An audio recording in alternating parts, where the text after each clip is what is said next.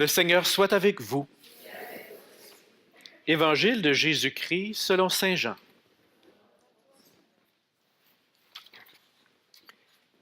Jésus arrivait à une ville de Samarie appelée Sychar, près du terrain que Jacob avait donné à son fils Joseph, et où se trouve le puits de Jacob. Jésus, fatigué par la route, s'était assis là au bord du puits. Il était environ midi. Arrive une femme de Samarie qui venait puiser de l'eau. Jésus lui dit, « Donne-moi à boire. » En effet, ses disciples étaient partis à la ville pour acheter de quoi manger. La Samaritaine lui dit, « Comment? Toi, qui es juif, tu me demandes à boire à moi, une Samaritaine? » En effet, les Juifs ne veulent rien avoir en commun avec les Samaritains. Jésus lui répondit, « Si tu savais le don de Dieu, si tu connaissais celui qui te dit, « Donne-moi à boire », c'est toi qui lui aurais demandé, et il t'aurait donné de l'eau vive. Elle lui dit, « Seigneur, tu n'as rien pour puiser, et le puits est profond. Avec quoi prendras-tu l'eau vive? Serais-tu plus grand que notre père Jacob, qui nous a donné ce puits, et qui en a bu lui-même avec ses fils et ses bêtes? » Jésus lui répondit, « Tout homme qui boit de cette eau aura encore soif.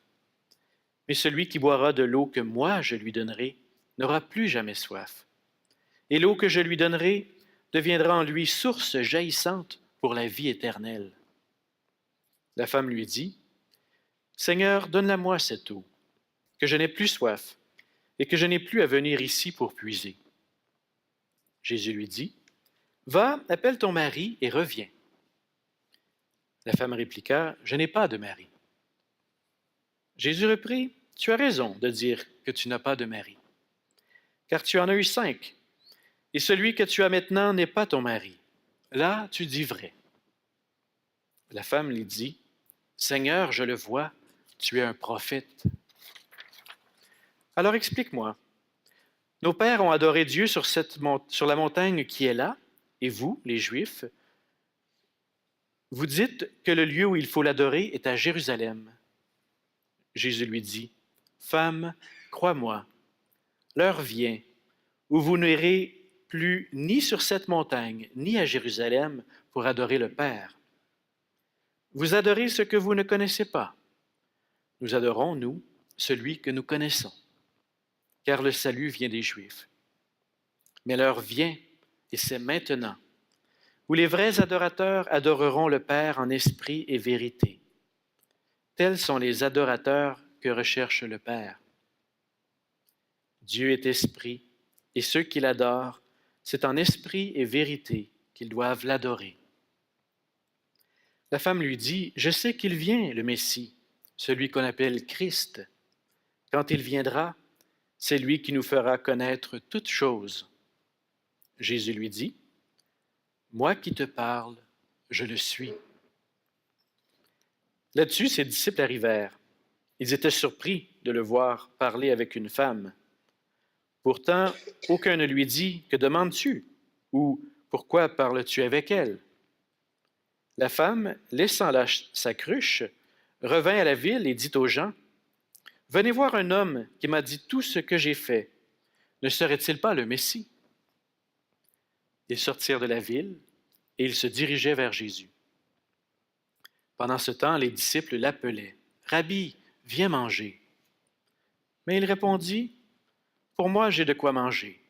C'est une nourriture que vous ne connaissez pas. » Les disciples se demandaient, « Quelqu'un lui aurait-il apporté à manger? » Jésus leur dit, « Ma nourriture, c'est de faire la volonté de celui qui m'a envoyé et d'accomplir son œuvre. Ne dites-vous pas, encore 4 mois et ce sera la moisson? Et moi je vous dis, levez les yeux et regardez les champs qui se dorent pour la moisson. Dès maintenant, le moissonneur reçoit son salaire. Il récolte du fruit pour la vie éternelle, si bien que le semeur se réjouit avec le moissonneur. Il est bien vrai, le proverbe, l'un sème, l'autre moissonne. Je vous ai envoyé moissonner là où vous n'avez pas pris de peine. D'autres ont pris de la peine, et vous profitez de leurs travaux. » Beaucoup de Samaritains de cette ville crurent en Jésus, à cause des paroles de la femme qui avait rendu ce témoignage. « Il m'a dit tout ce que j'ai fait. » Lorsqu'ils arrivèrent auprès de lui, ils l'invitèrent à demeurer chez eux. Il y resta 2 jours. Ils furent encore beaucoup plus nombreux à croire à cause de ses propres paroles. Et il disait à la femme, « Ce n'est plus à cause de ce que tu nous as dit que nous croyons maintenant. Nous l'avons entendu par nous-mêmes. Et nous savons que c'est vraiment lui, le Sauveur du monde. » Acclamons la parole de Dieu.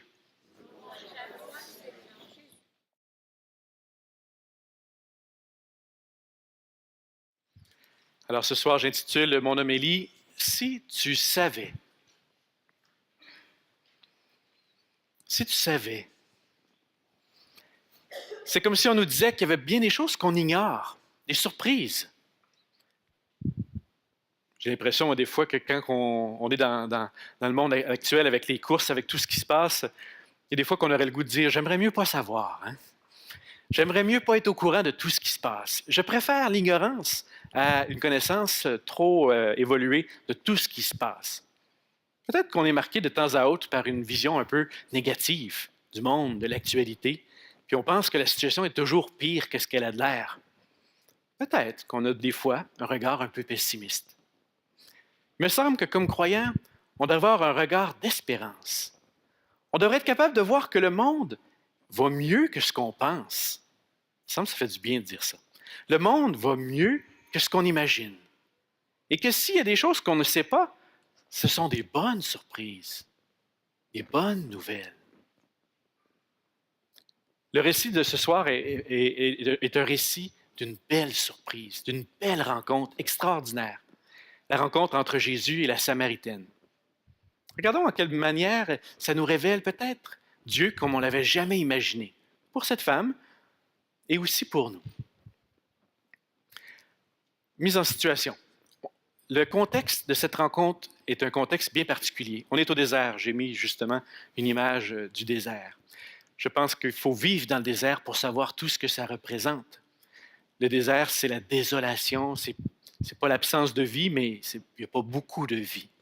On est dans un endroit dangereux, un endroit où vivre pour les humains est quelque chose de très, très exigeant. Et les puits sont des endroits très précieux, là où l'eau, elle est cachée. Il y a de l'eau souterraine et qu'il faut creuser pour découvrir.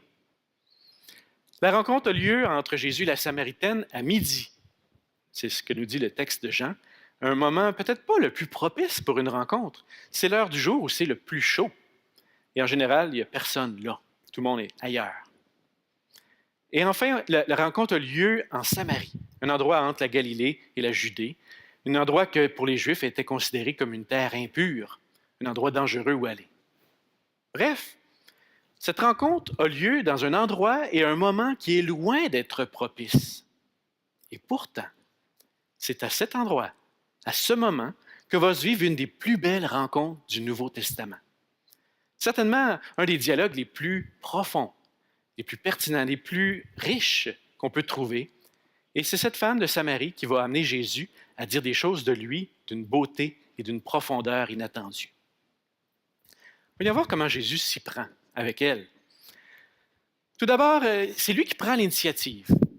Et c'est pas anodin, c'est lui qui va vers elle. Il va briser des conventions. On le sait très bien, à l'époque, un homme ne parlait pas à une femme comme ça s'il ne se connaissait pas dans un endroit public. En plus, il y a une barrière culturelle entre les Juifs et les Samaritains. Jésus, donc, surprend, brise les conventions, prend une initiative. Et il le fait en se révélant, je dirais, dans son humanité, dans sa limite, dans sa fragilité. Il a soif. Donne-moi à boire. On sent bien que la femme n'est pas prête à une rencontre de cette nature-là. Sa première réaction est un peu ironique. Hein? Qui es-tu, toi? Tu me demandes à boire à moi.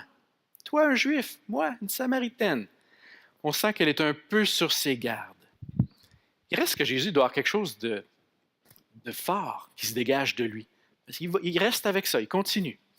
Et il lui dit une de ses plus belles phrases de la Bible, « Si tu savais, si tu savais. » En d'autres mots, chère Samaritaine, il y a peut-être plus ici que ce qui est apparent. Comme le puits nous montre une source qui n'était pas apparente a priori, dans cette rencontre aussi, il y a quelque chose de plus profond. Et là, lui dit, si tu savais, c'est toi qui aurais demandé.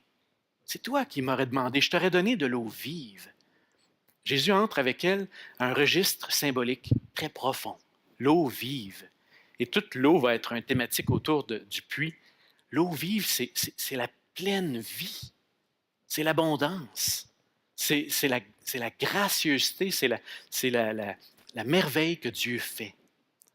On pourrait aussi imaginer avec ça tout ce qui nous rend heureux, ce qui nous fait vivre l'amour, l'eau vive. En tout cas, la Samaritaine n'a pas l'air d'être prête à embarquer dans la symbolique. Hein? Sa première réaction, c'est « Ouais, c'est bien ça. Donne-moi donc cette eau vive-là. J'aurais plus besoin, moi, de venir puiser ici. » Elle n'est pas prête à entrer à un registre de profondeur symbolique. Alors, Jésus, devant ça, il respecte ça. Il change de registre. C'est un des points tournants du texte qui nous surprend toujours un peu. Il dit, va chercher ton mari. Qu'est-ce qui se passe là? On dirait que Jésus, en s'approchant d'elle d'une autre manière, il va la chercher au niveau de ses enjeux existentiels. On apprend, le texte de Jean nous apprend donc que la Samaritaine a eu 5 maris et qu'elle est avec un homme qui n'est pas son mari.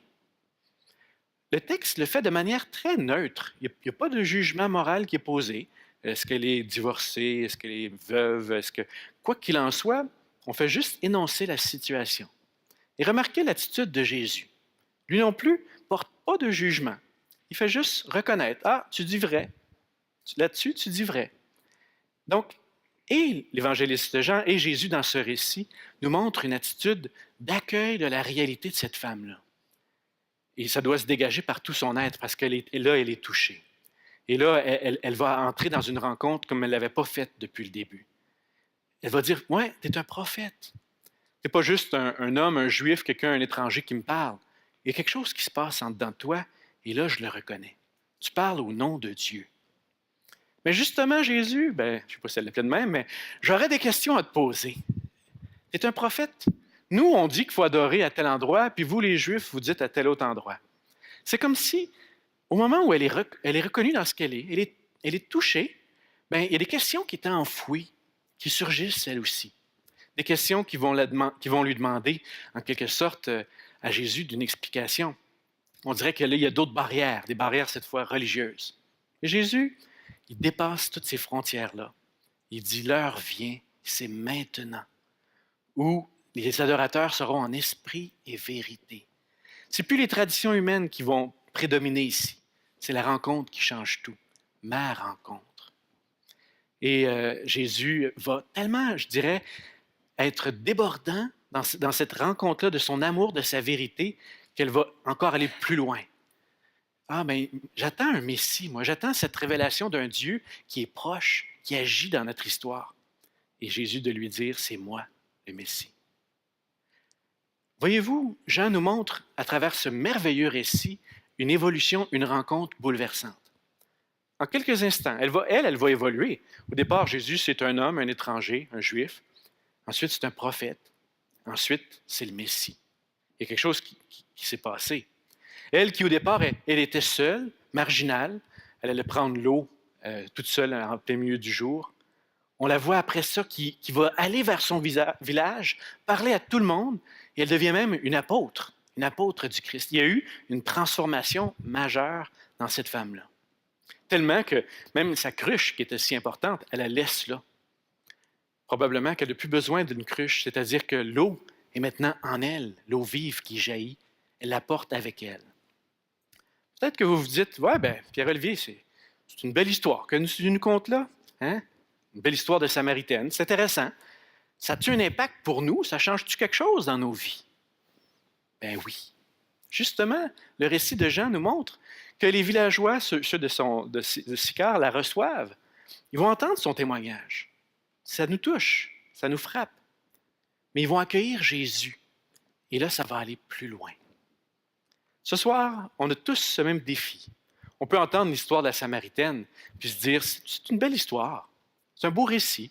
On sent qu'elle a été touchée, elle a été rejointe dans sa vie. On peut rester extérieur. Ou bien on peut faire comme les gens de son village, puis accueillir Jésus chez nous. Et là, à partir de là, ils ont été transformés. Jésus a passé 2 jours chez eux, une fin de semaine. Accueillir Jésus une fin de semaine, reçois-le un peu dans ta vie. Et peut-être que toi aussi, comme les gens du village de la Samaritaine, tu vas faire une expérience bouleversante. Si on pouvait, nous aussi, accepter de nous laisser surprendre par Dieu. Si on pouvait penser que Dieu il ne sera pas là où on l'attend, ni au moment où on l'attend. Si on pouvait croire que Jésus nous dit la même chose qu'à elle, si tu savais l'amour que j'ai pour toi, que je t'accueille dans tout ce que tu es, dans tout ce que tu vis, je te reçois, je ne te juge pas. Les questions que tu te poses, les doutes que tu peux avoir, je les reçois aussi, je t'accueille. Il me semble qu'on pourrait nous aussi, comme la Samaritaine, vivre la même expérience de transformation. Si on pouvait nous aussi, comme elle, dire « Donne-la-moi cette eau ». Il me semble que dans le monde d'aujourd'hui, on a soif. On a soif de quelque chose qui va plus loin que de l'eau ou des choses qui ne nous comblent pas. Bien, Jésus, ce soir, il nous l'offre, son eau vive. Est-ce qu'on veut le recevoir? Est-ce qu'on veut l'accueillir? Bien, puissions-nous, dans notre Eucharistie ce soir, ouvrir nos cœurs, nous laisser surprendre, accueillir son esprit, son amour, et peut-être comme la Samaritaine, entendre cette voix, si tu savais le don de Dieu, si tu savais l'amour que j'ai pour toi, eh bien, on aurait une source jaillissante qui commencerait à couler dans nos cœurs. Je nous la souhaite à tout le monde. Amen.